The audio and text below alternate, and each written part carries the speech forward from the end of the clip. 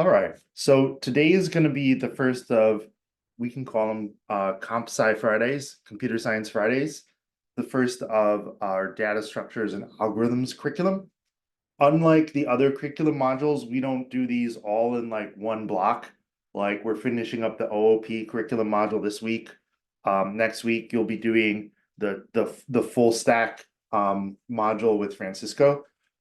This one we've decided to spread out because it helps retention, to make room for other material, and because this stuff is not directly applicable.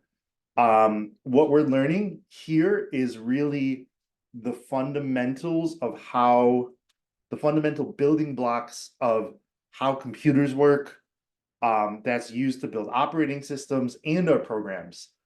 It also is the things that will help you write more efficient programs, but you're not going to be using this stuff directly 90% of the time.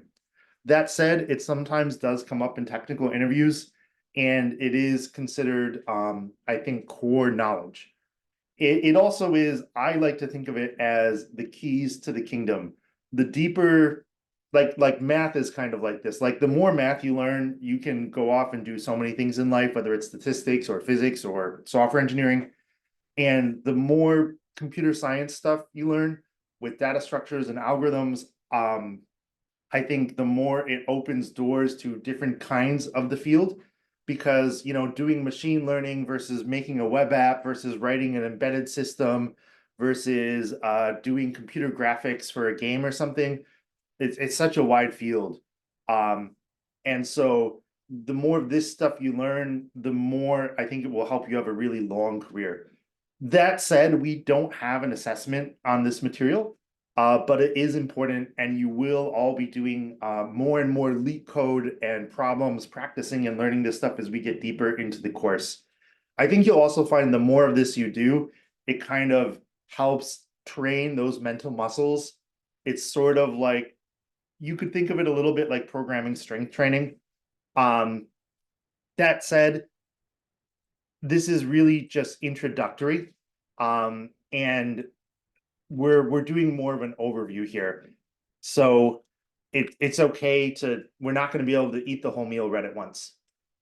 What is this stuff that we're going to learn? Well, we're going to learn about different kinds of search algorithms and sorting algorithms. We're going to learn about different kinds of fundamental data structures, and especially with searching and sorting algorithms, their efficiency in terms of which ones are faster. And that will help you think about your programs differently. I just want to check in and see if folks have any questions about this stuff before we dive in.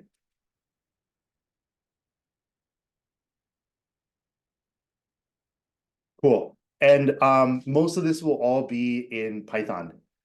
The analogy that I like to use is, if I go to my doctor, they're not probably going to, do some sort of study on my DNA to figure out like if I have a flu or a cold. But if I'm like, going to my doctor for my annual physical, I don't want my doctor not to know that like DNA exists and not know about it. And obviously I'm biased because I'm a teacher and I love learning, but I think in a lot of ways this stuff is sort of like the DNA of programming and computers. Also, like when we all get to learning about machine learning and deep learning later in the course, some of this stuff comes back. And so this is the stuff that really, the more you learn, it will help set you up for a successful long-term career. And the reality is that as you advance in your career and technical interviews and stuff, it will pop up. So today we're just getting started with looking at some very basic searching algorithms. Simple search, you all will be familiar with. Binary search, Demi gave us a bit of a preview of. And when we do, we're going to talk a little bit about what makes one more efficient than the other.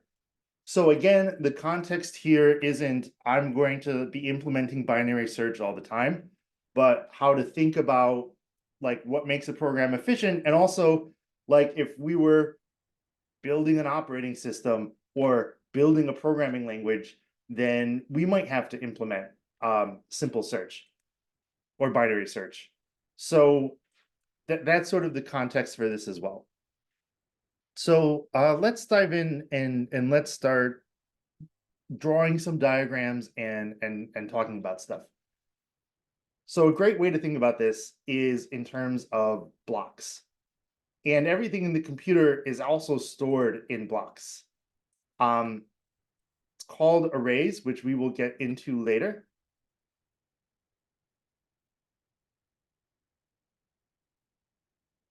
But the way that a computer knows where everything is it keeps it in order, right? And so, we've all seen the zero indexing, and we have all these different spots that have an index. And deep in computer memory, when stuff gets stored, it's often stored in order. And we'll talk more about that later. But I just kind of want you to file that way in the back of your head. And we have 8 things here. And let's say that, we want to find something in our list. And let's say this is a list of, let's just say it's a list of letters. And we've got some letters here, and I'll mix them up in a bit.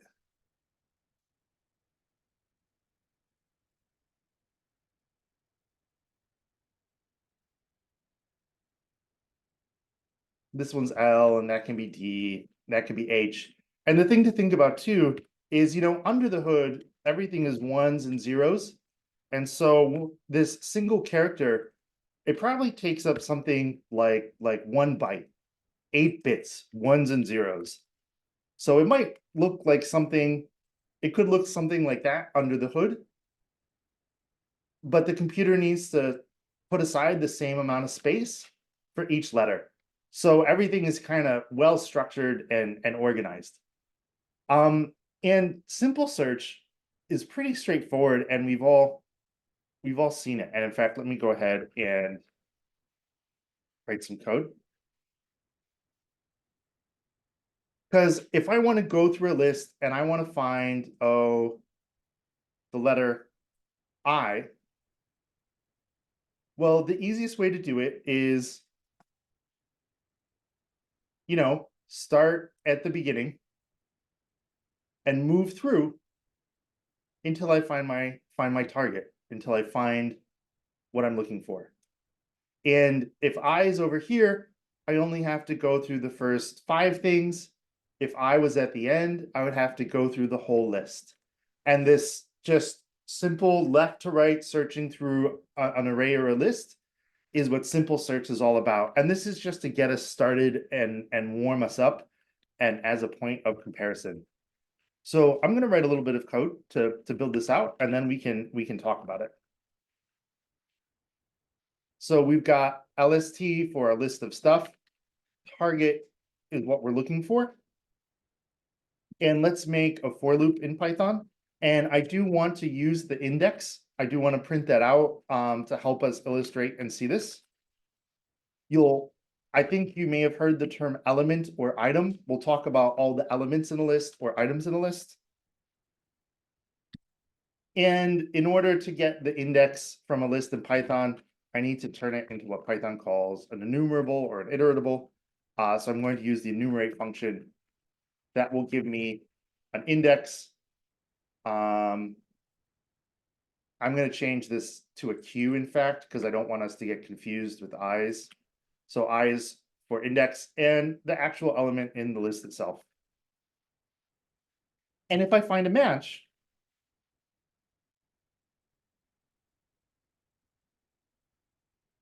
let's return the index of where that thing is.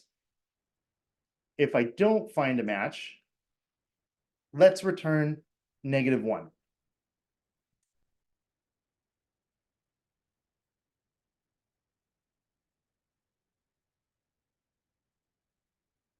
And let's just run this once or twice. My list equals list, and we have A and N, B, K, Q. H, D, and L. And let's print out a simple search, searching this list for Q. Fingers crossed, I don't have any typos in my code. We'll kind of leave that there as a reference, and I'm going to make this a bit bigger so we have a bit more real estate. And let's see if we can. That seems like I wish I knew how to get it to like 75%. So we've just written a simple for loop. That's why a simple search is simple, and it's literally just going through each element in the list and making a comparison. And Q here should be a string. And let's go ahead and run our code.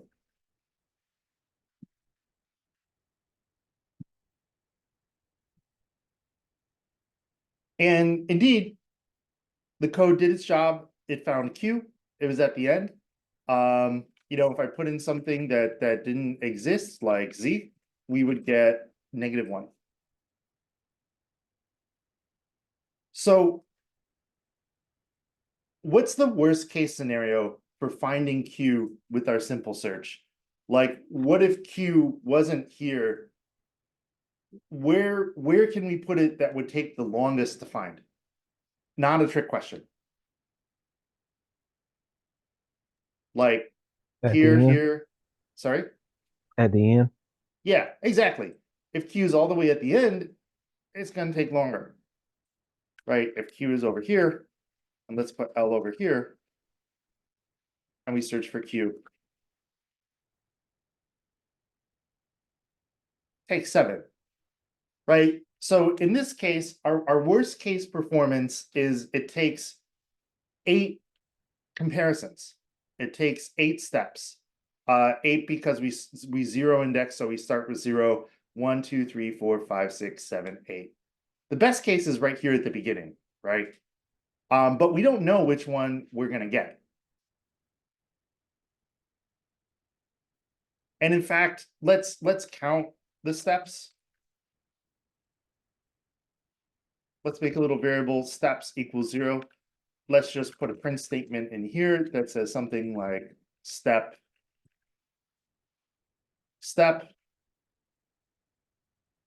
What did that not like? Oh, steps. In fact, I'm going to simplify my life and just make that step. Let's make sure we increment step.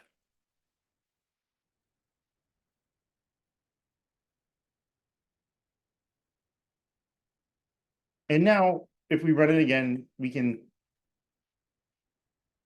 see each of our steps. We see when we found it. If Q is back over here, let's replace K and Q. And we run it again. We only do 4 steps, right? And so the bigger the size of this list, the longer it could take. So when we talk about data structures and algorithms, n is usually the variable we use when we're talking about like the size of a list, the number of a list, like length of n is what you'll hear. And so here for our simple search, worst case performance is n steps, right? Where n is length of list.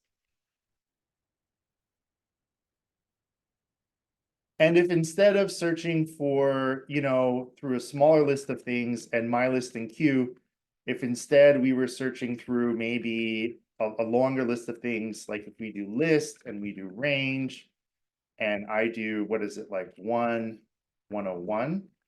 I hope I have that right. Let's see if I have that right or if I got my range code wrong. And it looks like I didn't close a parentheses. On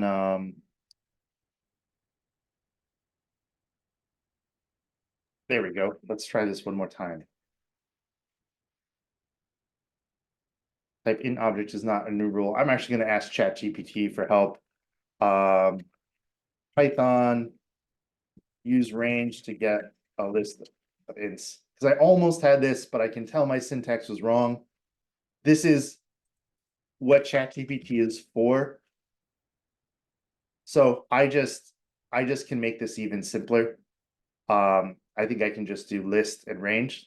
Let's see if this works.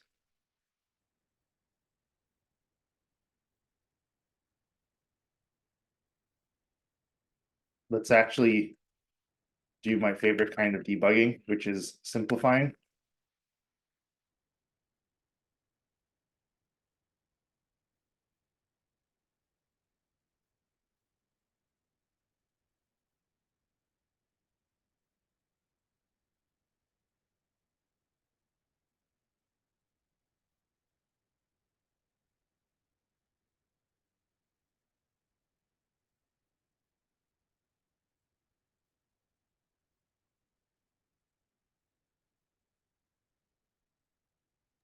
So let's see, int object is not iteratable. Isn't it just switching the list and the number 50? Oh 'Cause my your God, parameters. is that what I did? Thank you so much. I was losing my mind there. Folks, Juan, thank you so much, sir. I think I just had the order of things wrong. Also an argument for keyword arguments, named arguments.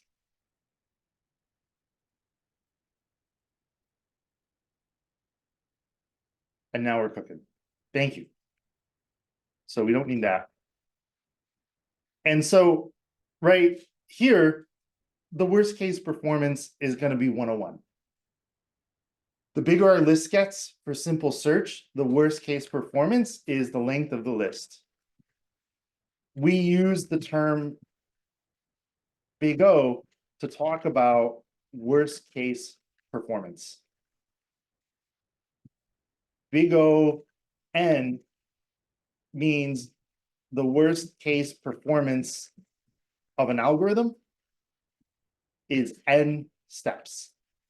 And in computer science, we generally care about worst case performance because the problem is not like if I have a list of 101 numbers, is 50 at the beginning or the end. The problem is when we're doing US Census data and we have to search through a list of like 250 million people, how long does that take? We care more about orders of magnitude.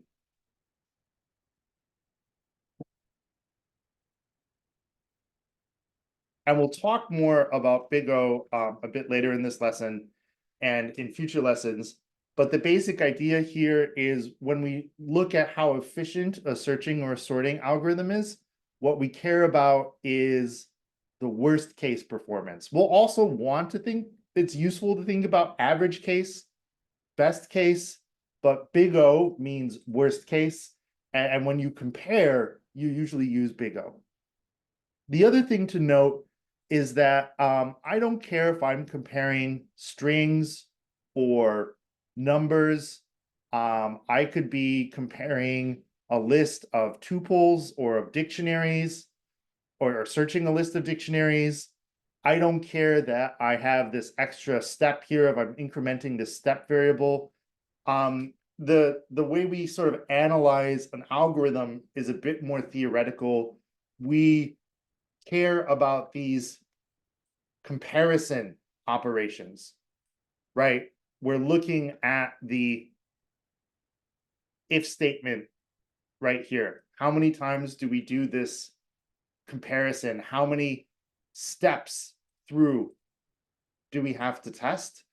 And we abstract away how many milliseconds it actually takes.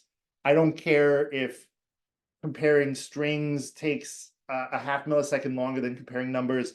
I sort of care about like a theoretical abstract version of our algorithm because that lets us compare things and look at the big picture of this worst case efficiency, if that makes sense. And also because in the real world, so many variables, like maybe Python is a bit more efficient than JavaScript at something, Maybe a Windows machine is a bit faster than a Mac. Maybe the computer is really slow, so the algorithm takes longer to run. We don't care about the real world performance. We care about the theoretical analysis of the algorithm, if that makes sense. So I've been doing a lot of talking. I just want to check in and see what questions folks have or that people are curious about around this basic idea of starting to think about how long does it take to find something, and big O as worst case performance, and the idea of a step and this sort of abstract analysis of an algorithm. What's on people's minds?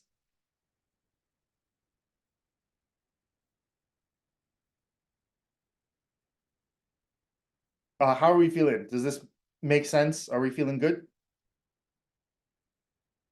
Awesome. Yeah, and this, I mean, simple search is simple for a reason.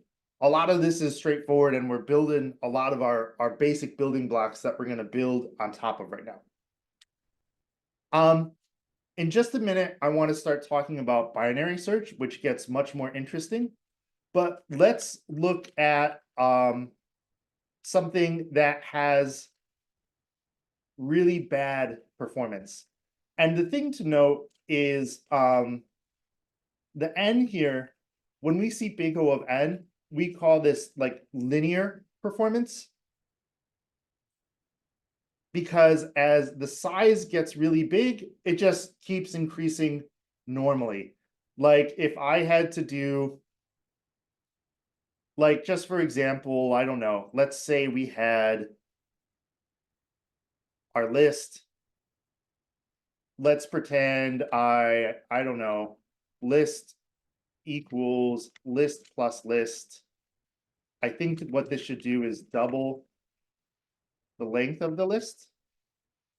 Let's just print it out to make sure. And let me make this a lot smaller.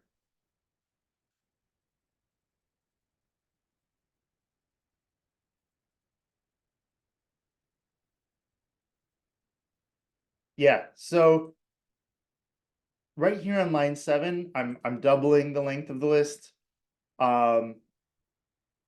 Or even better, let's say that we wanted to do this twice for some reason. I wanted to loop through here 2 times.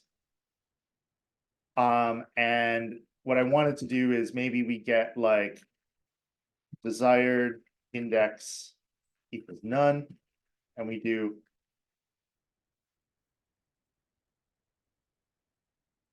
desired index equals I, and we'll set we'll leave step as is, and here let's do desired index equals I.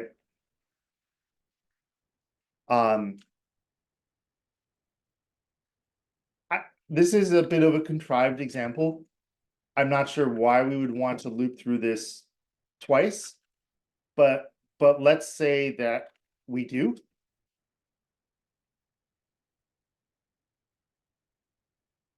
Well, we're looking at twice as many steps, right?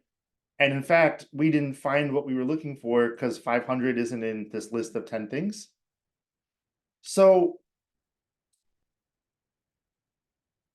the performance of this algorithm, we could say it's big O of 2n, twice the length of the list, because we have this for loop twice, right? But as the list size gets really big, I don't care about 2 times 10, 2 times 100, 2 times 1,000, 2 times 10,000. Again, think about like we're searching through the US Census data from 1982, because this is what, 20,000, and this is what, 2,000, and this is, I think, 200, and this is 20. So note the order of magnitude increase as n gets bigger matters way more than if this is 1 or 2 or 3 or 4. Like this could be 9 and 9,000, and this could be 1, and then we're looking at 10,000, but then we just go one more order of magnitude bigger to 100,000. And so this constant of the length of the list times 2 or 3 or 9, as n gets really big, it really doesn't matter. So we just don't worry about it because we're estimating orders of magnitude with big O. And so we would just call this n, linear time. Let's look at an example that is not linear time, that takes a long time to do stuff. Let's look at a nested loop. Let's say n equals 10, and we have 4i in range n. And I'm just going to do step equals 0. And we'll just print our step.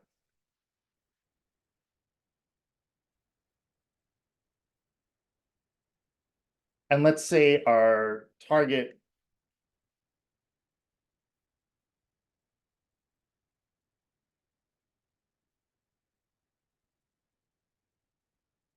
I think I'm not even going to worry about a target right now. Let's just see how many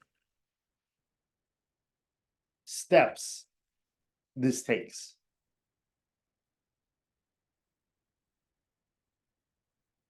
So, a lot, but it looks like I forgot to increment my step.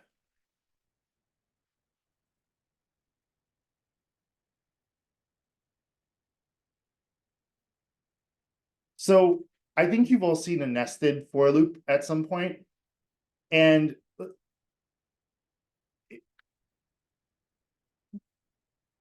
how many, and we've got 100 steps here, right? And if n is 4, how many steps does our nested for loop take here? Not a trick question. It should be 16, right? Yeah. 16, yeah, so it's also Exactly. It's n times n. We see this more with sorting. We're going to see, it's called bubble sort. We'll see this algorithm later. If you have to sort a list is often when you see a nested for loop. But a nested for loop, this one takes n squared steps, right? And we would call this, the runtime complexity of this is big O of n squared. And this is generally considered bad. We're going to see this later. I don't want to implement bubble sort right now, but I just wanted you all to see the nested loop, and that as n gets bigger, right, we're looking at like a quadratic runtime, an exponential runtime. And I just want to check in and see if folks have any questions.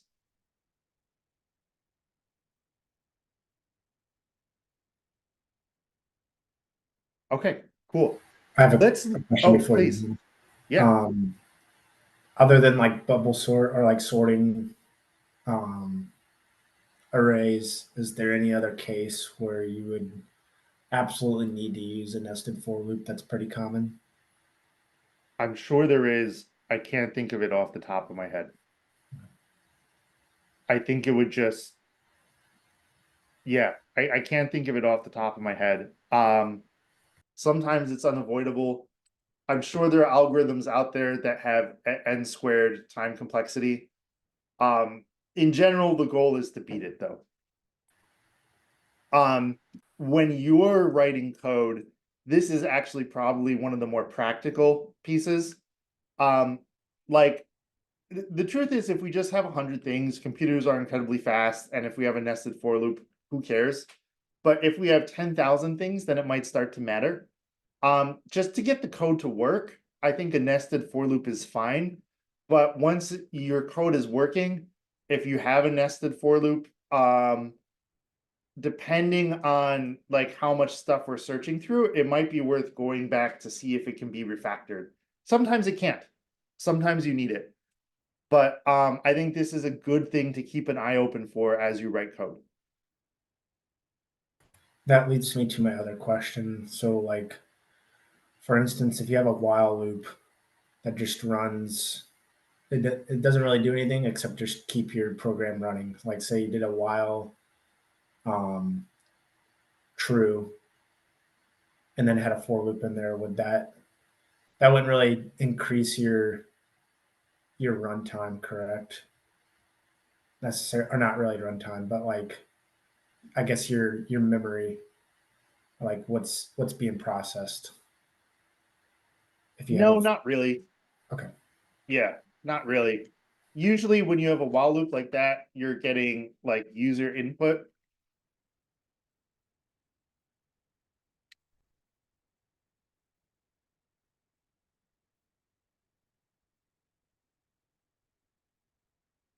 yeah, like I know for the like what was the car one is like car maintainer or something like that that we did I think Tuesday to keep the input going. I just used a while loop so they could keep like the user could keep putting in various cars. That's not really taking too many resources, correct? Yeah, exactly. Exactly. And the truth is, when you all are writing code, I honestly don't recommend thinking too much about efficiency, because the reality is, like, the Python interpreter, the Python runtime does a bunch of optimizations to our code before it gets run, and a bunch of stuff happens under the hood. Now it can't optimize away a nested for loop, but like, we don't actually know the real world runtime performance. And also, like, there's a couple great sayings. One is premature optimization is the root of all evil. And what that means is, like, trying to improve performance can add complexity. It can make your code harder. You can introduce a bug along the way. If you don't need to optimize, then you might just be causing yourself more pain than you need. The other saying that I love is make it work, make it right. First make it work, then make it right, then make it fast. And when you're writing code, that's the way to do it. Like, get the code to work. Then once it's working, worry about, is this the best way to solve it or not? And then worry about like optimizing and efficiency. Because if you do it the other way around, you'll get kind of lost in the sauce, and it'll be hard to be productive and get stuff done.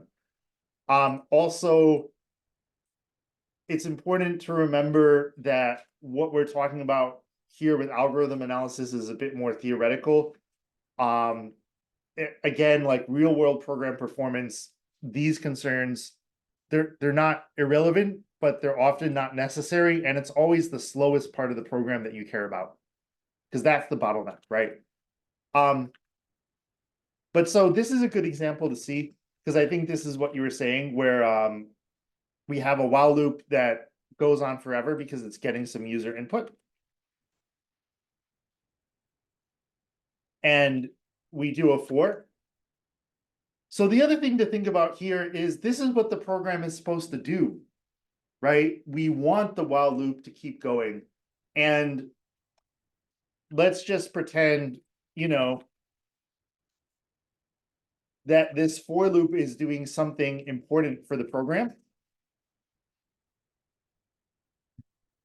So this isn't bad in this case, because we have to do this for loop because we have to do stuff in our program. And we want this loop to continue because we want to continuously accept user input until the user quits.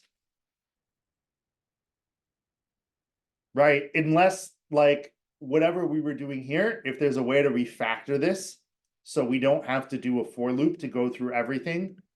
Like, I don't know, if we were searching and we could use a dictionary instead of a list to instantly look something up, then maybe we can make this bit more efficient. But that really depends on what the heck the program is doing.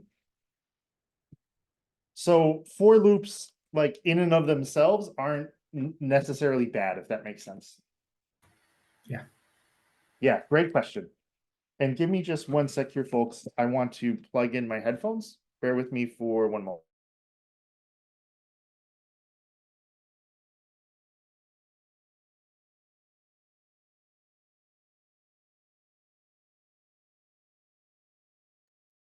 All right, thank you. Can everyone hear me okay?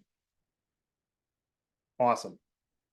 So it's good to be thinking about efficiency and complexity.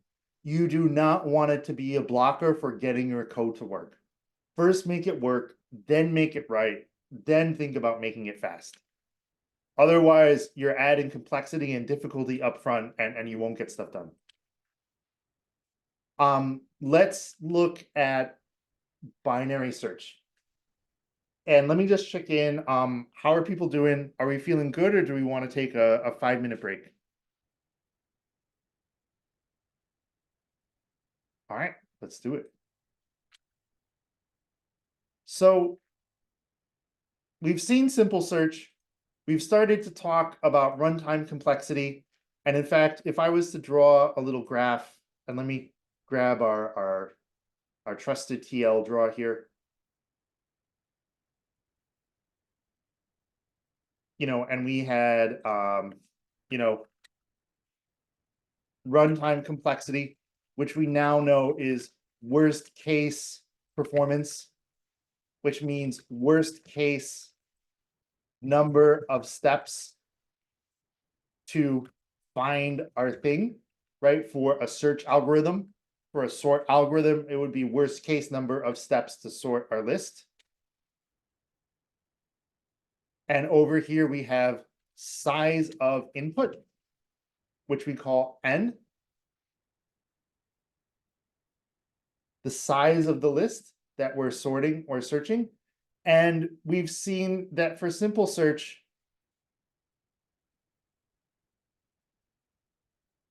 this is linear.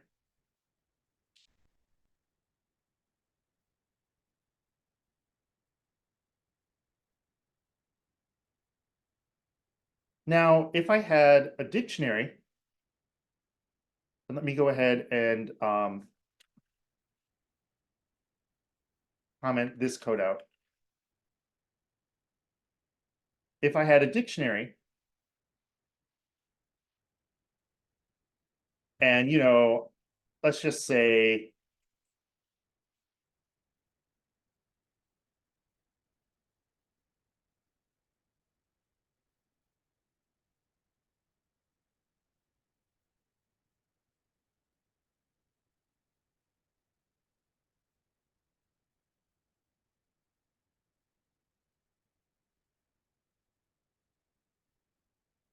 I know the key for the thing I want in the dictionary. How many steps did that take? Just one. Yeah, I see your hand up there, one. Not a trick question. And it's always going to take just one step.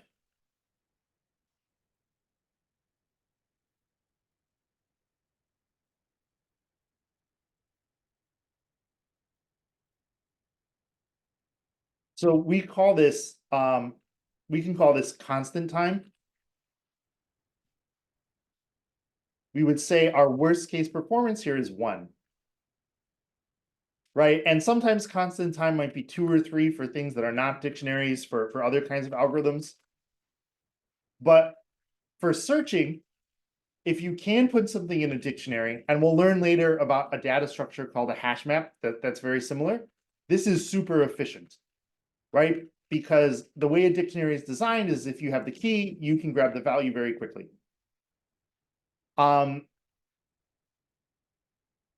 So that's something that's I think another useful one to file away. I think that's good low-hanging fruit. Once you make your program work, once you make it right, is there somewhere that you can use a dictionary to build like a little sort of hash map lookup kind of thing instead of maybe going through a list? And sometimes you can't. And if the list is small, it might not matter. But again, if we have 1,000 things, maybe it does matter. So over here, we're looking at constant time, or big O, I'll just call it see, think big O of 1, dictionary lookup. Less common, good to know, comes up a lot in leak code though. A lot of leak code problems, making a dictionary to put stuff in is how to solve the problem. We haven't seen an algorithm yet, but we will later. This is a terrible drawing, I know, but quadratic time or exponential time, big O of n squared, think nested for loop. When we learn about bubble sort, that's an example of this. And actually, let me make another diagram here quickly, because that one I was running out of room. Because let's talk about that exponential one. Right? Exponential looks like this. Right? And we have, 2, 4, 8, 16 as our input size. N gets bigger, the runtime complexity, aka number of steps, aka big O, gets worse. And I think we've all seen exponential graphs before. Binary search that we're about to look at is called logarithmic, and we'll see why. And it looks like this.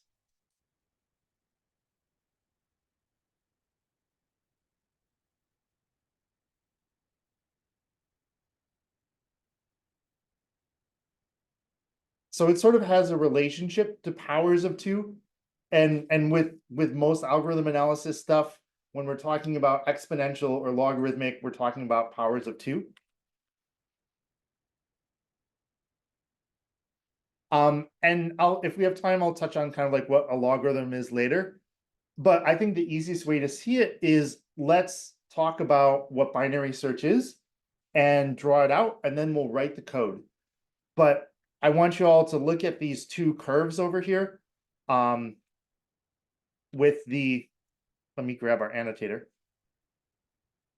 The exponential curve going up crazy fast, the logarithmic curve leveling out, and just keep that in the back of your mind as we start building binary search. And let's start doing that now. So, as with all things, we're going to make a bunch of boxes. And let me give ourselves a bit more room here. I think we can probably have that much room.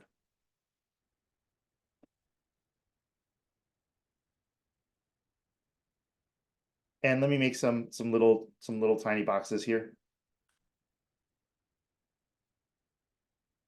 And we're going to do powers of 2. So I think we now have 16 boxes, which seems about right.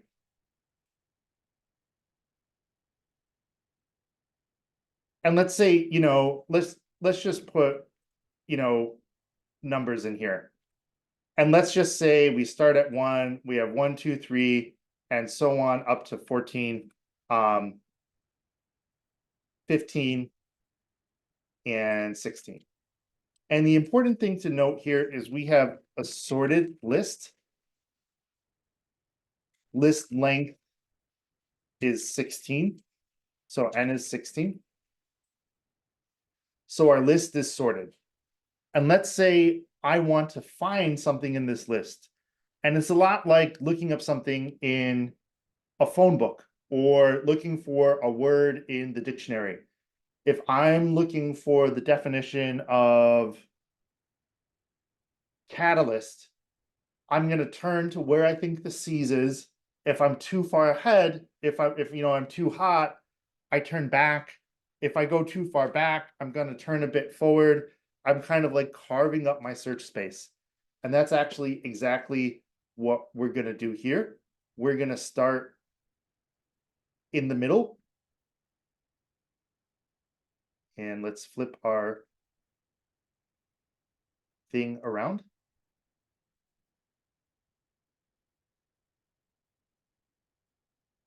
And we sort of got our pointer here. And we have, and let me make a couple others. And because we have 16 things, I'm going to arbitrarily choose maybe the one slightly on the left to be the middle. Because, you know, with an even number, there's not an exact middle. And we've got all the way on the right. And we've got all the way on the left. And if we're searching for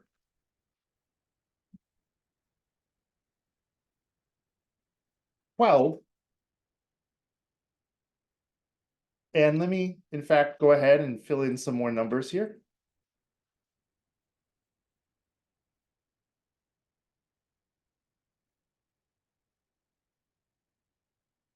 Oh, that should be 10.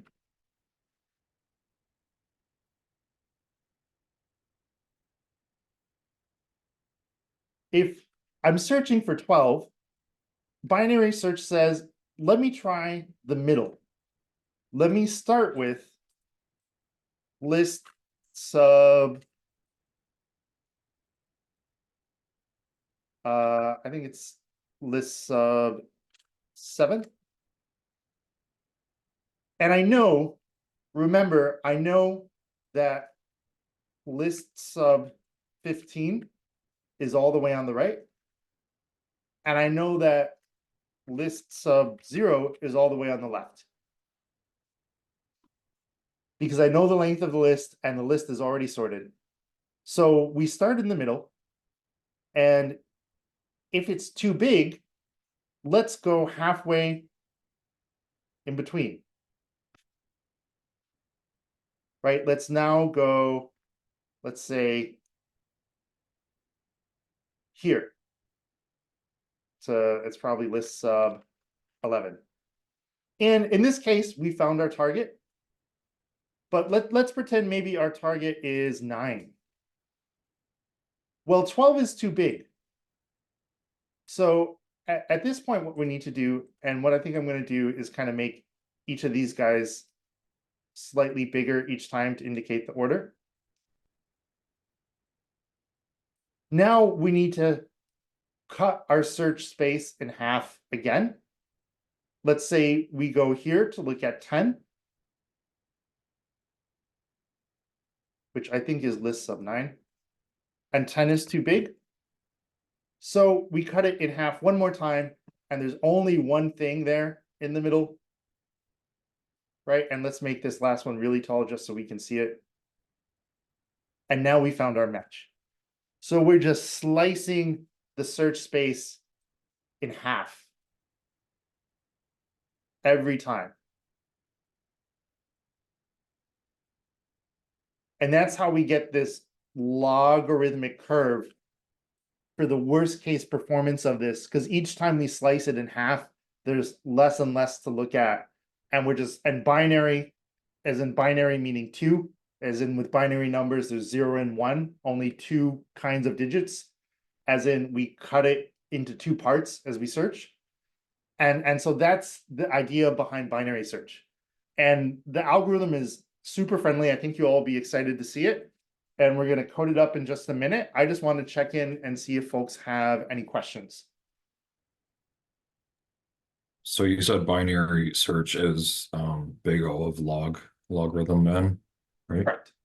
Okay, just making sure. Yeah, exactly. Because if you think about like our worst case for 16 things, so our best case is it's right in the middle, right? Let's say target was 8.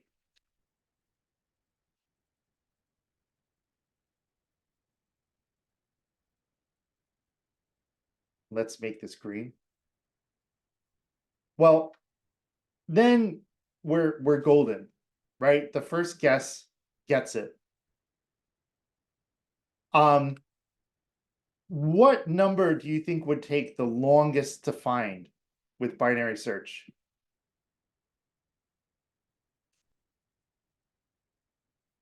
In this specific example, Yeah, in this specific example, I think there's more than one correct answer here, but what number would take the longest to find? I mean, if you put an if statement for if that number is the max or the min, then it'd be like 2 or 15, correct? No, Yeah. it'd be like right in the middle. It'd be like 4, right? 2, Mm. 15. It could also be 7. And in fact, let's play with the pointer real quick and see how this happens. And I think what I'll do is for purposes of illustration, let me add another odd number because it's easier. Let me add a number so we have odd. So we have a true middle.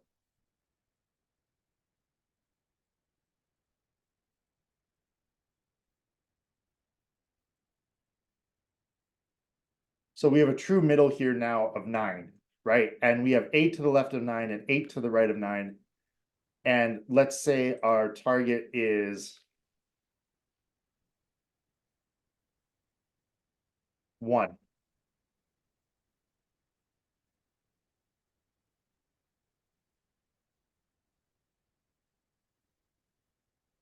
If our target's 1, we're going to start right in the middle at 9.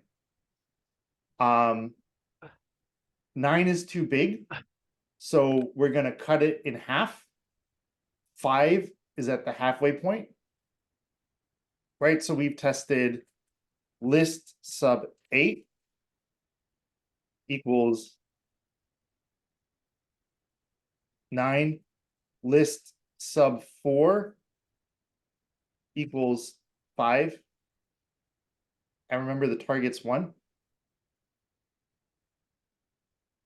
And you can see how we can just cut the index in half.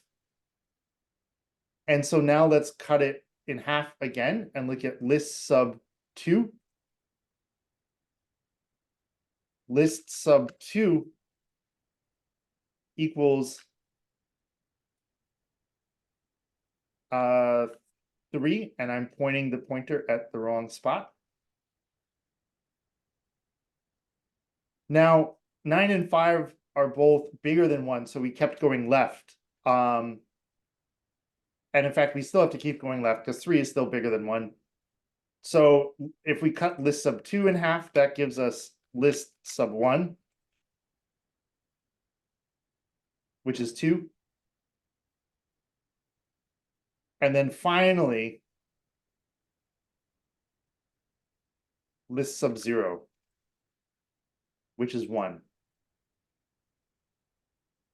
Right, and that took us 5 steps. Though truthfully, this very last step, really 4 steps, because once we get to list sub 1, we kind of know it's list sub 0.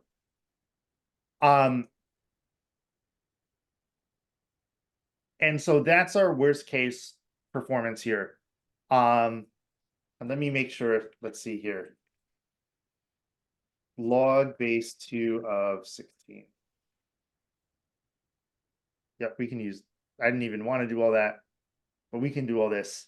And this does a great explanation of what a logarithm is. A logarithm is the power that we need to raise 2 to get our number. I would need to not square 2 to get 4 or cube 2 to get 8, but raise it to the 4th power to get 16. So the logarithm of 16 is 4. And we're always doing logarithm base 2 because again, we're cutting in half. And this really takes us 4 steps, since once we get to list sub 1, we know that it's there. And if we were looking for 17 over here, it would take the same amount of time. So those are sort of our worst case performance scenarios. Let me go ahead and start writing some code, and I think that that'll be good to see.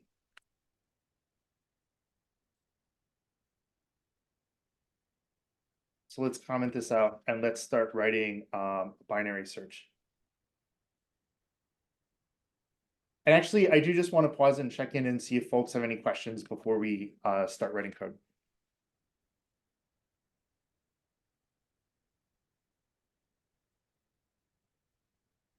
Okay, cool. and let me zoom this out a bit so we can kind of keep it there in the background. So we've done a lot of talking and diagramming, and now we can make this come to life.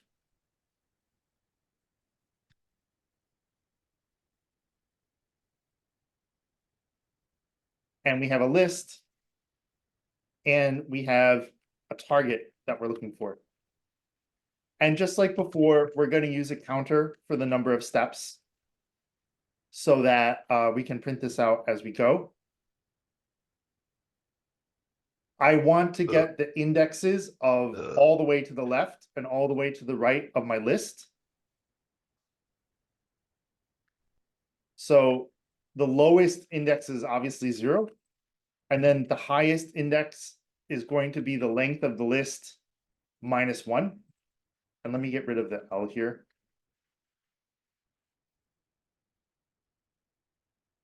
Right, list of length 4.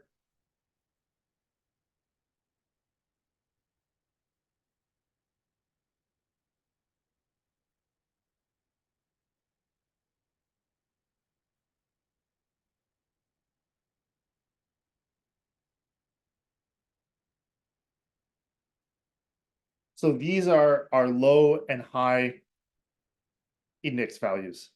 And now we need the middle of the list.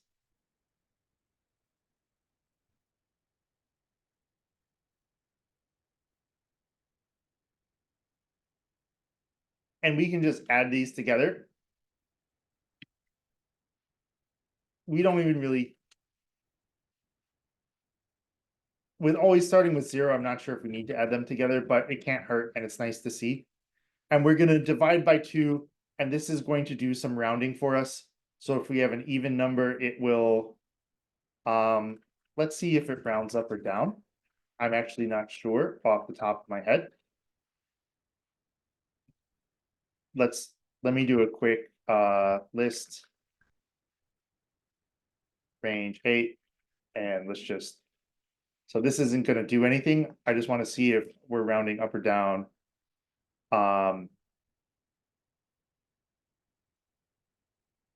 See, what did it not like here? What did it not like here that I did?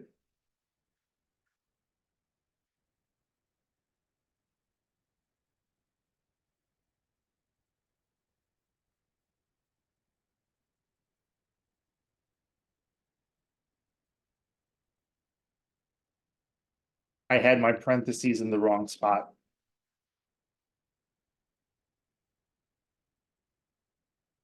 So round down if length of list is even.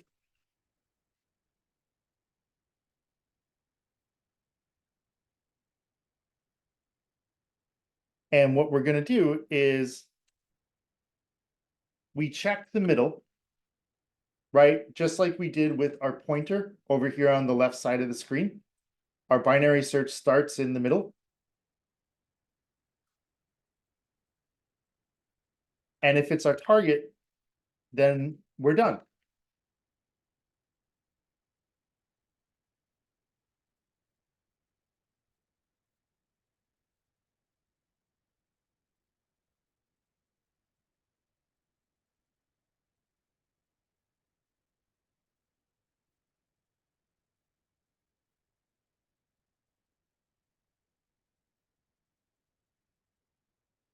If it's not in the middle, then we need to cut our search in half.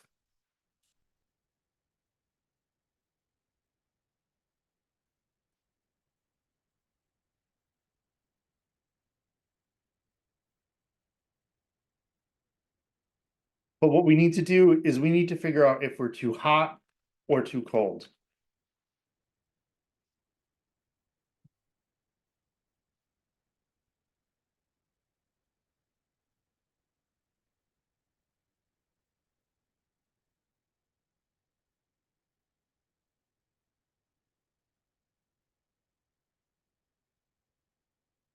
So excuse me, if our search is less than what we're looking for, if we're looking for 20, but the middle is 10, then we need to go up. So what we're gonna do equals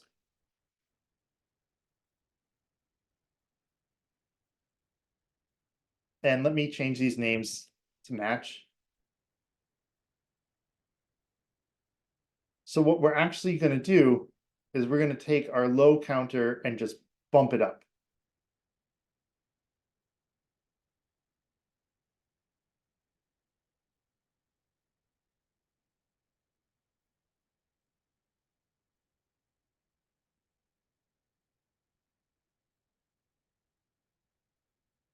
And I apologize, I need to add a while loop to this, but let me finish off this if else logic and add the while loop and then we'll walk through this.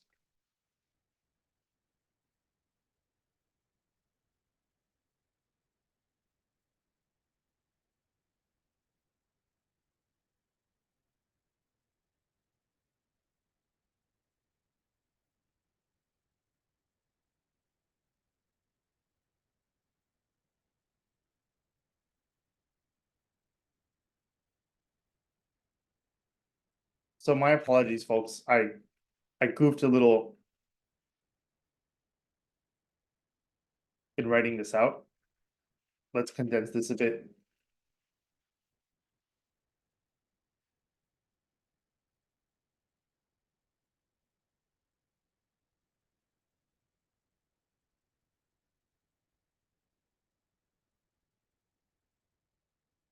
And let's add a couple print statements here.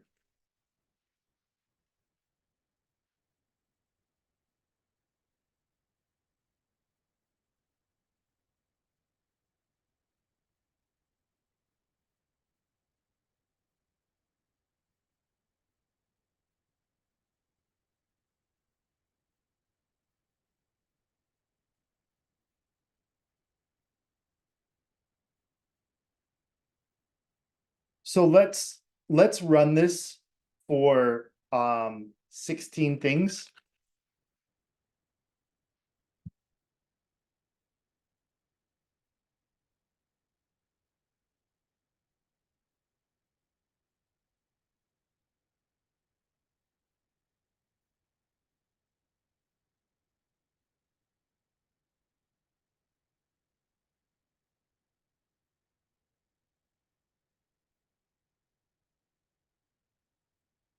And actually give me 1 sec here because I need to make one more change.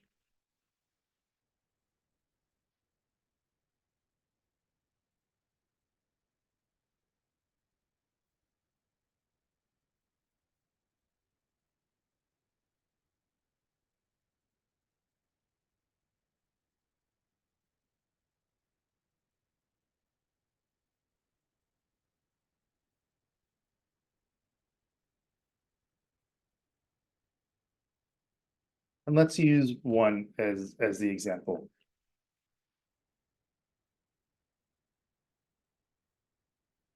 So my apologies that I jumped around a little bit.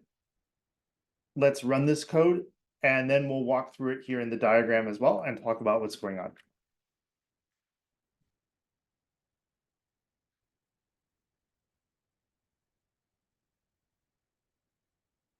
And it looks like something is not happy with my else if, and that's because I have a typo there. Because the variable name is LST because list is a special word.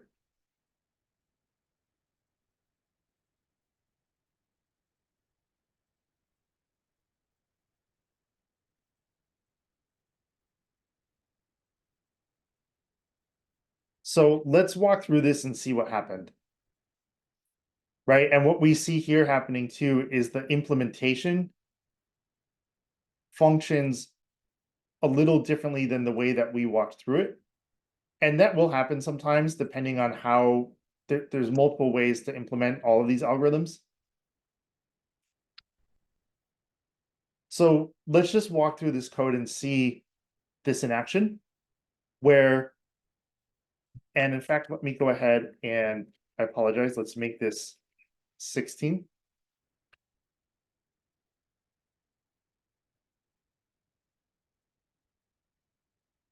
And let's walk through this line by line. So we run binary search. We have a list of 16 things. Steps is 0, low is 0, high is 15.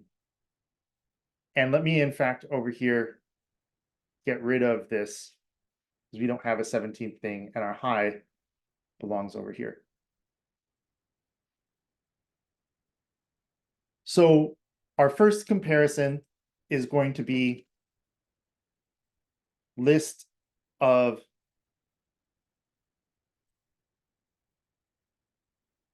oops, so sorry. Let me fix this real quick. I apologize. There we go.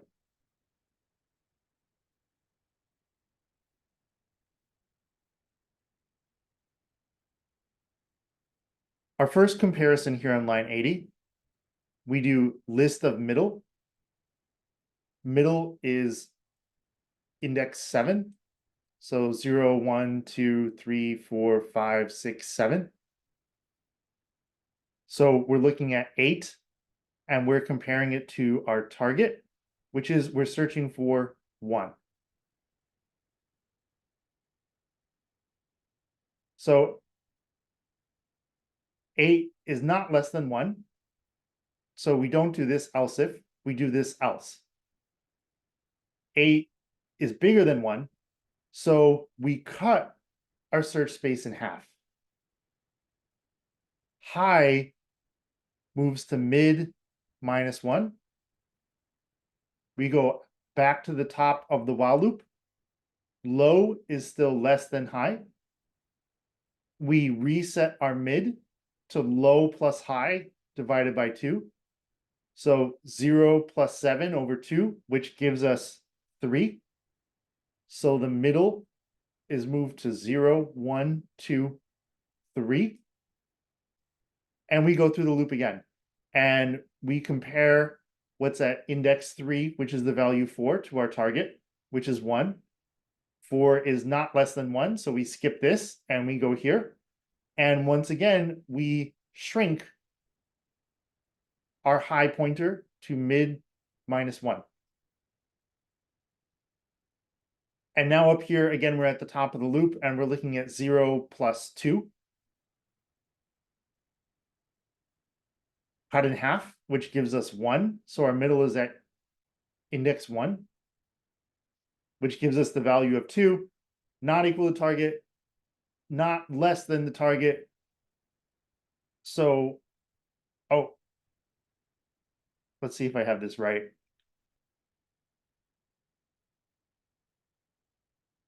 Yes, I do have this right. I got a little confused looking at my print statements.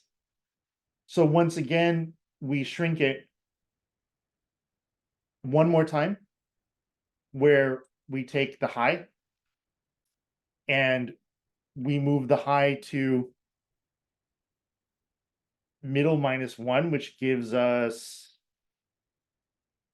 I apologize, I may have gotten confused here, but I think what happens is the high, oh, the high stays here, the middle's 2. And I do apologize, folks. I think I got lost in the sauce walking through this step right here. So let me backtrack just a little bit. You're doing it right. It's just your numbers not lined up with the code. The code is 0 through 15, and your diagram is 1 through 16. But you're doing it right. Oh, so I think that part should be okay, because I think what we're seeing printed here is the indexes. So like over here, I could be wrong, but I think like, index 0,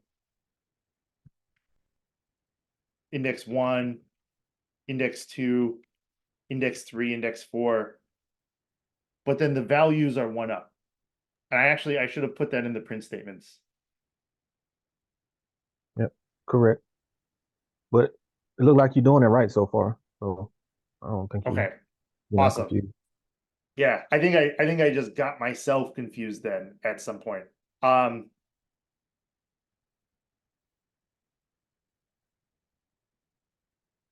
And in fact, I think what I'll do is I'll add a couple print statements to help unconfuse myself. And we can run it again. Min index. High index.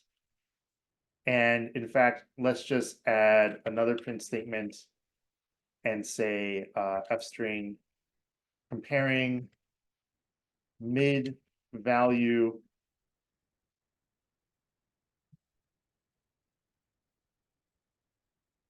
to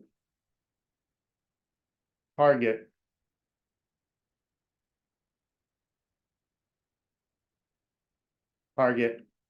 and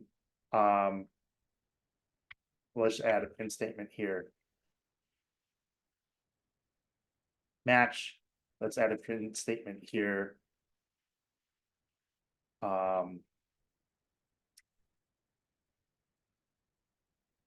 Target less than mid. Target greater than mid. So this is what I do when I get confused. I didn't mean to get confused, but this is actually good to see. I will just add more print statements. And so we can see here, we start at step 0. We're comparing 7 to 1. And indeed, I'm confused because these print statements are definitely wrong. Target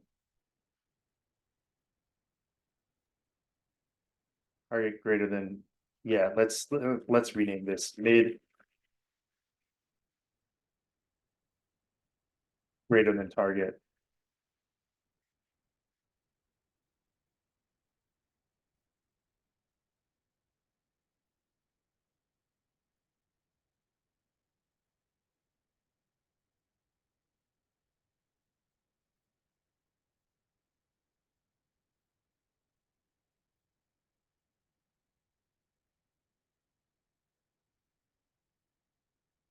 Definitely been looking at the screen too long because I keep getting this mixed up.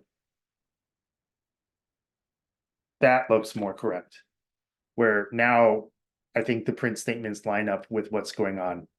Where we compare 7 to 1, the mid is greater than the target. So we bring back the high.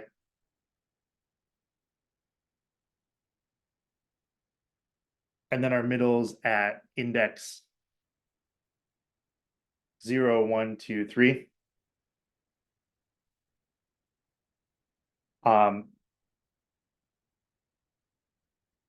Yeah, I do see your point. I've got something confused with the indexes here, but the code seems to be working just fine. I think I must have forgotten rounding down with the mid when I'm moving this around on here, which is probably the most confusing part. So we compare mid 3 to target 1. The mid is still greater than the target. So now we again shift the high there. Yeah, that's exactly what happened, folks. I apologize. When I was like moving the middle around, like I was counting forward, but I forgot to round down and step back 1. So I do apologize about that. So then our high gets set to, it looks like index 2. So I'm still getting something confused wrong, but this code is doing the right thing. And we compare the mid value of 1 to the target value of 1. And then we get a match. So I do apologize. I got a little lost in the sauce walking through this. And this is where the pointer mechanics, I think, can get a little tricky. But you guys can see the algorithm and see how it moves. And also see where this logarithmic curve down here comes from as we cut things in half and we reduce our pointers. This is probably a good point to pause and take questions, both so I don't keep confusing myself, and also to see what's on people's minds. And then if we want, what we can do is take a short break and run this again with another value that we search for and step through it step by step. And if I'm getting something wrong, you guys can tell me where I got it wrong. So what's on people's minds? What questions do we have?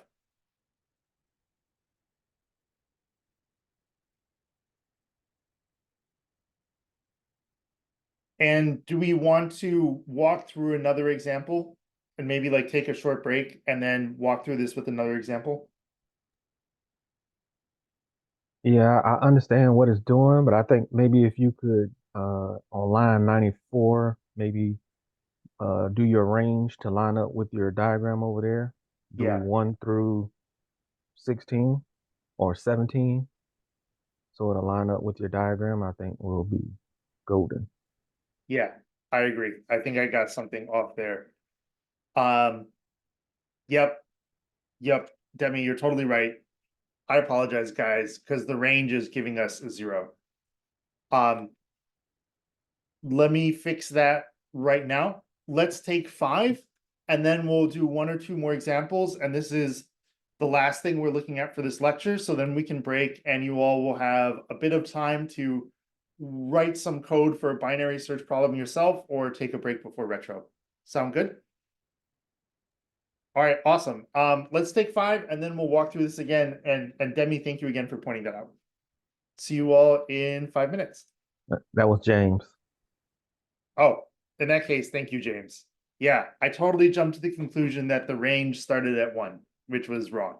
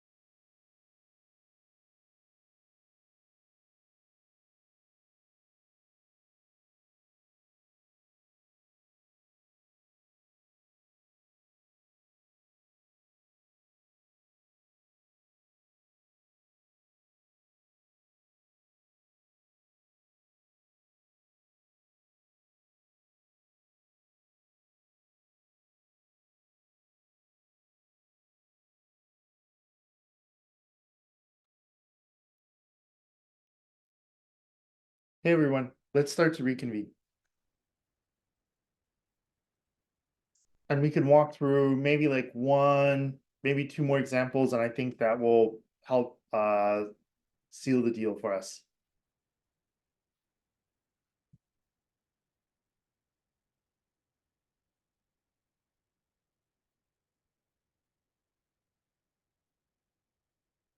Oh, what happened to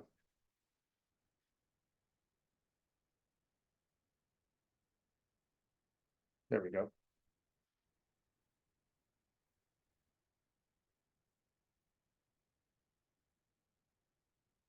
So I do apologize, folks. I jumped to a wrong conclusion here. I kept thinking the range was building from 1, but it builds from 0, and that was a big part of my confusion there before. So I apologize about that. I've also added, just for sanity and to help make things easier to see, the index values, which are the same. But just so we can see it, I've put the indexes here. And that's actually what these pointers are looking at, is the indices, right? And pointer is often a term that's used for like counters or something pointing to an index where something lives in memory. So let's run through another one of these. We're going to use the same list size. But what number would we like to search for with binary search?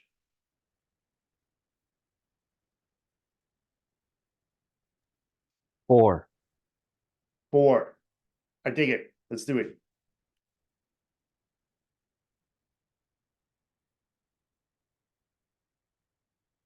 And let me go ahead and, oh, we already were recording. We have a bit of a 5-minute dead spot. That's okay. Let me go ahead and run the code, and then we'll walk through it step by step. And let's see here.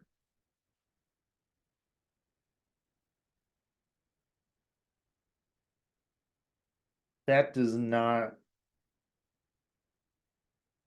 seem right. What am I not running here?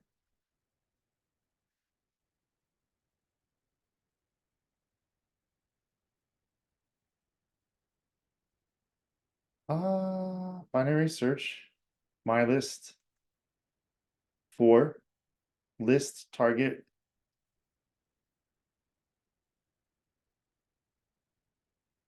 I'm clearly doing something silly here because I'm not even seeing any of my print statements, I don't think.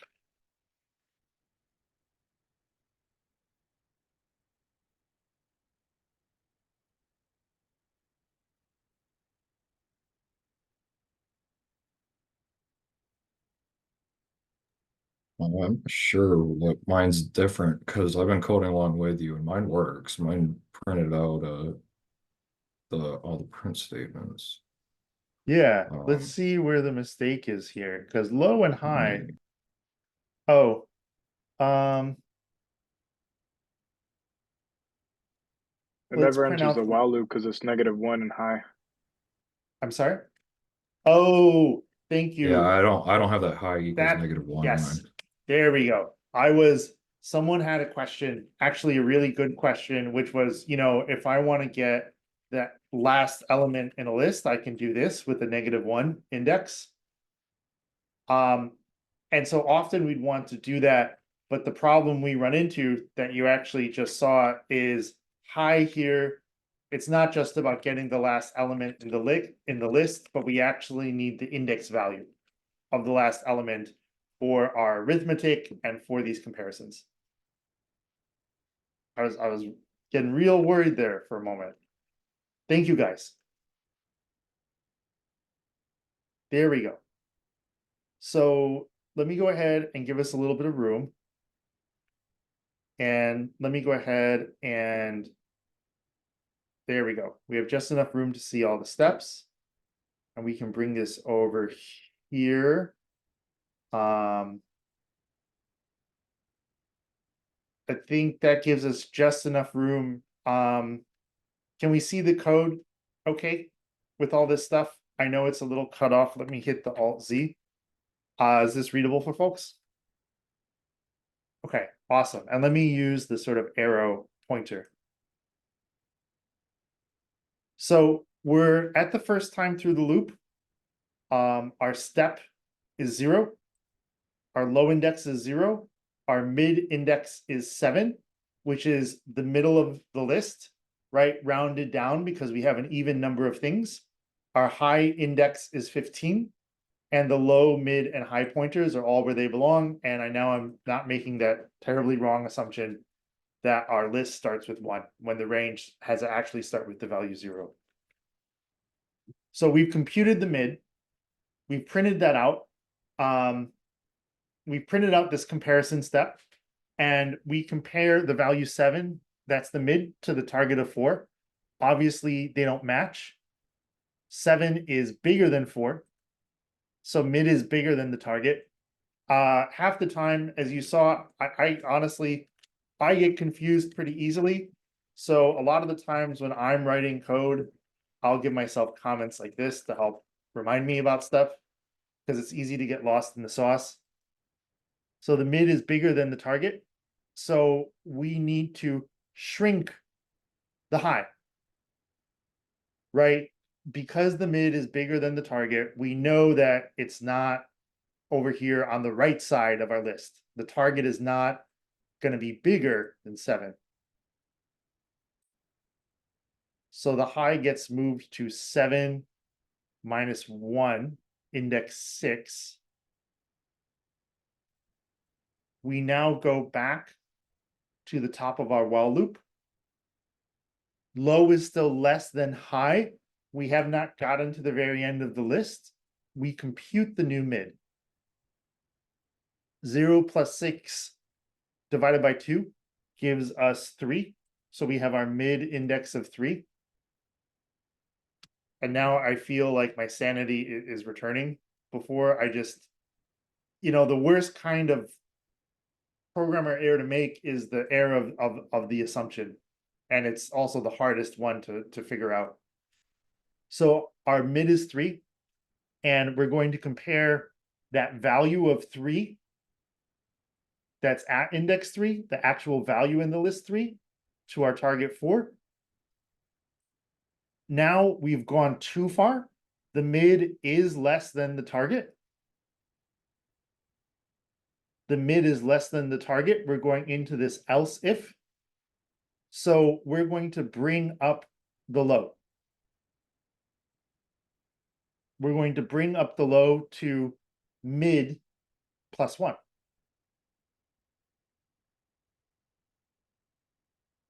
And let me make our low pointer a little longer so that it's easy to, yeah, we'll do it like that so that these guys don't always bump into each other.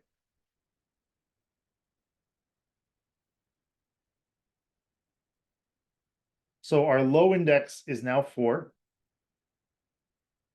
The low index of 4 is still less than the high index of 6.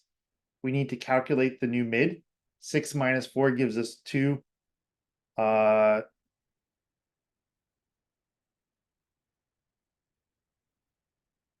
I'm so sorry. 6 plus 4 gives us 10. Divided by 2 is 5. We get the halfway point. Excuse me for misspeaking on that earlier. And well, I think we'll put the mid right there and make that a bit longer. So we're comparing the mid of 5 to our target of 4. They don't match. 5 is greater than the target of 4. And we can see that print statement here. The mid is greater than the target.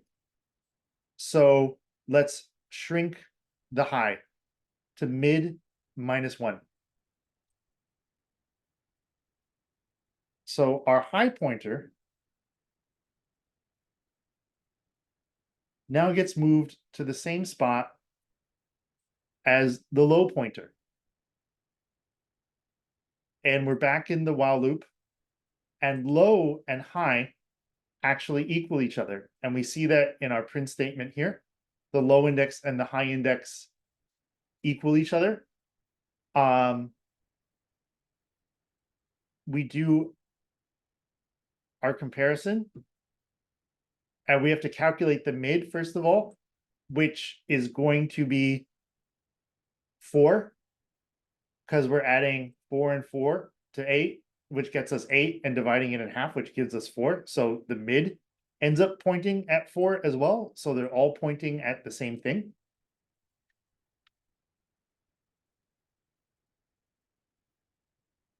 And so now the mid gives us index 4, which is indeed our target 4. And we know that we found our match, and we're going to return that index where the mid is. And just the way this algorithm was written, we also return the total number of steps. So you guys can see the slicing in action. I know when I demoed this before we started writing code, I was just moving the mid pointer, but it's really having these high and low pointers and shrinking them accordingly, and recalculating the mid where the magic happens. So let me check in and see what questions people have. What's on your mind? What might be good to go over? Whether it's about how a particular part of the code works or another example that might be good to see.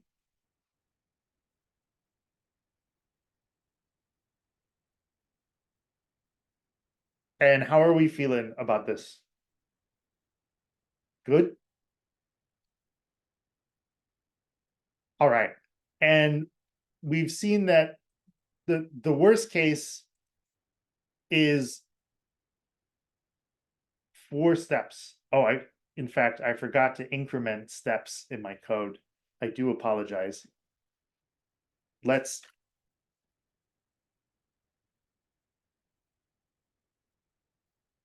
increment steps just right here.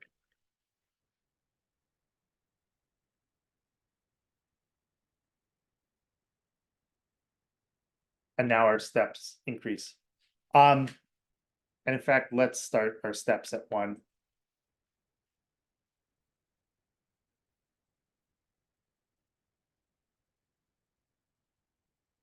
Right, and so the logarithm is what power do I have to raise 2 to get 16?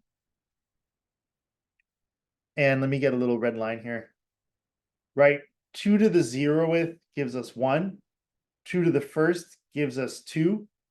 2 squared gives us 4. 2 to the 3rd gives us 8. 2 to the 4th gives us 16. Right, and this search is sort of like a logarithm in reverse. 16 gets cut in half to 8. 8 gets cut in half to 4. 4 gets cut in half to 2. 2 gets cut in half to 1.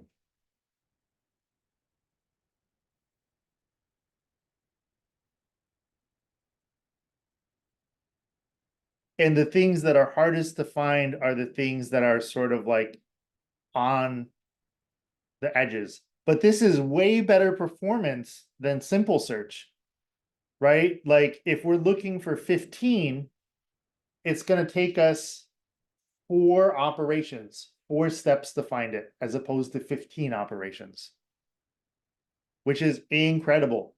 14 is probably going to take us 3 operations, right? So binary search is dramatically more efficient. Think about if we had 16,000 items. So binary search is dramatically more efficient. Why don't we search for one more number, and this time let's move the pointers together and then run the code. What number would you all like to search for? Before you move on real quick, what's that? I think I missed it, but the list 8 equals 9. Oh, The 9532, where that come from? yeah, that was from before. That was like the number of like comparison steps. So really it should look, I think, like this. This was from before when I was doing it wrong, but I was just writing down each step. I think the better way to see it is with the print statements that I added, in fact. where we can see each step and each comparison.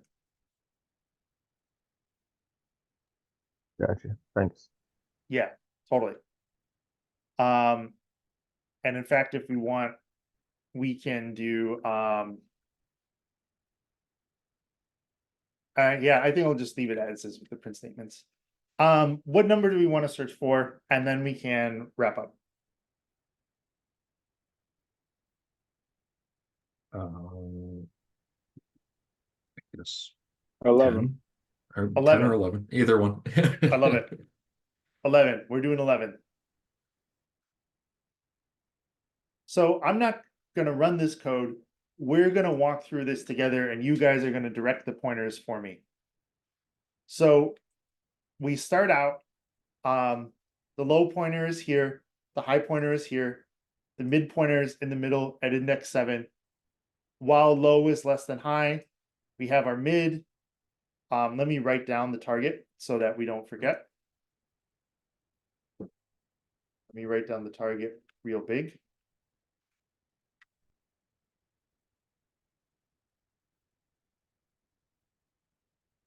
So our target's 11. So let's see here. Haley, walk me through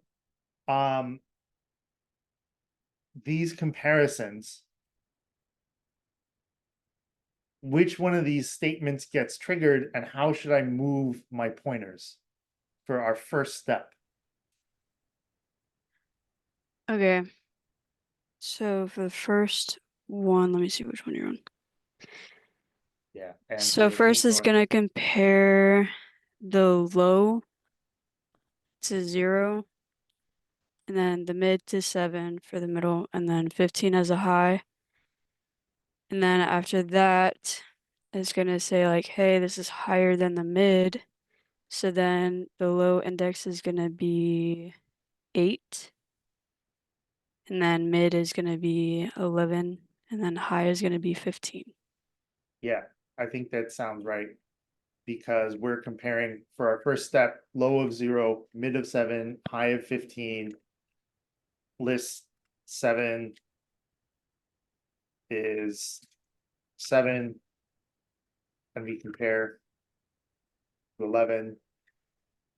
So mid less than target. And I'm writing this out in part because it's easy for me to get confused. So I want to make sure I don't get confused with your instructions. And exactly like you were saying, we need to bump up the low pointer.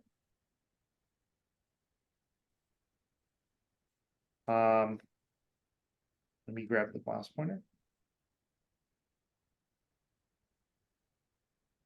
And the low pointer should be bumped up to 8. And then what was the new mid again, Haley? The new mid was gonna be 11, I believe.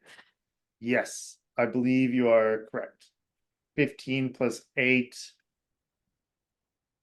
gives us 23. If we divide that by 2, we get what, like 11.5, and that rounds down to 11. And in fact,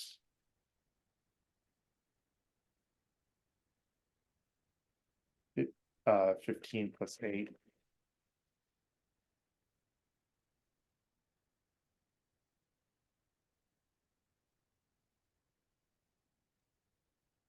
You got to put the 8 and the 2 in parentheses. Yeah, thank you. Yeah, There we there you go. go. Because I was doing order of operations. Yeah, awesome. So our low pointer is now 8. Our mid is now 11. The high is still 15. Haley, who would you like to pass the mic to, so to speak? Oh, I don't know. How about Juan Velez? Juan had to. Oh, you're still here. Okay, you're muted, by the way. Okay, awesome. So our low is 8. Our mid is 11. Our high is 15. Walk me through what the code is doing here.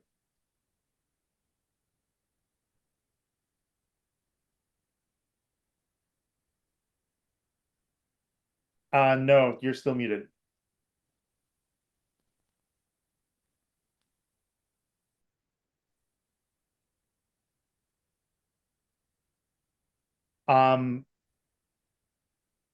I think you're still muted. Why don't we pass the mic to, I'm just gonna close my eyes on point, Sam. And Juan, don't worry, there's gonna be plenty of time. Do you want me to start from the while loop?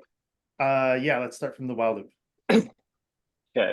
So what it's saying is while true, while low, which is 0, is less than or equal to high. So Yeah. high is the length of the list minus 1. Yeah, low is so at it says, 8, as we've already done one step. Yep.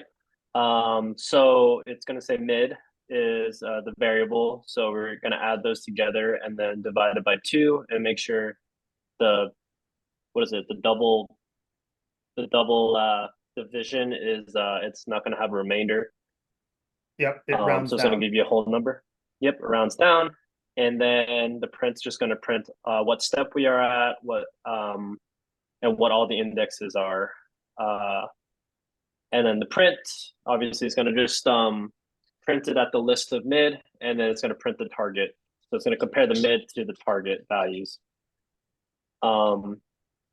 Next, for the if statement, so it's saying if the list of the middle, which is, you know, the variable that we already defined, is equal to target, then it's automatically going to print out match. And this is the first iteration, obviously. It's going to print out match, and it's going to return where the middle was and what step it was at. And what are the values of list, submid, and target here on line 81? The values of list and mid target right now, it is, sorry, what was the target? Yeah, the again? target is 11. Okay, it was 11. Yep. And Haley So took us through step 1, so the low got bumped up to 8. The mid is now at 11. The high is now at 15. 11. The mid is sorry, so it's going to be 11 is equal to target. So it's not going to be, so it's going to go to the elif statement because it doesn't match the target. Well, the target is 11. Okay, so then it's just going to print out match. Sorry, I was looking at something else. Yeah, no worries. Yep. Exactly. And I know I kind of put you guys on the spot walking through this, and that I got a little lost in the sauce early as well. And that's the great thing about binary search, is sometimes it finds things really fast. Like this would have taken 11 steps with a simple search. And here the binary search just sliced it and we got it in 2 steps. So Haley, thank you very much. And Sam, thank you very much. Juan, all right. Glad you are online. I think we've spent a good amount of time on this, and I want to make sure we have a break before retro. Why don't we take a 10-minute break, folks? And I think here's a good stopping point. Get away from the screen. We're gonna do an all-class retro in 10 minutes. So I do apologize that this took a bit longer. I think it was really good to go through it once or twice like we did just now, and to step through the code like that. So each of these lessons lives under this data structures algorithms directory in the curriculum. And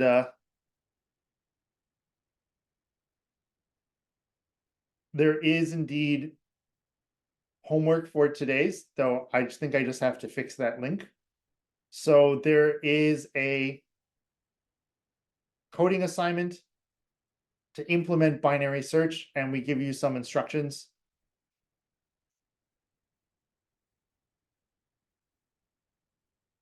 And we also have, we want you to try looking at some of the previous assignments and seeing if you can maybe refactor any of them to be more efficient. Is there somewhere you can use binary search? Is there somewhere you can use a dictionary instead of a list? But I think this one is the one to focus on. There is also a linear search assignment, and I think this should be pretty straightforward. So thank you folks very much for kicking this off. Let's take a break and we'll reconvene in 9 minutes at 11 Central for the class retro.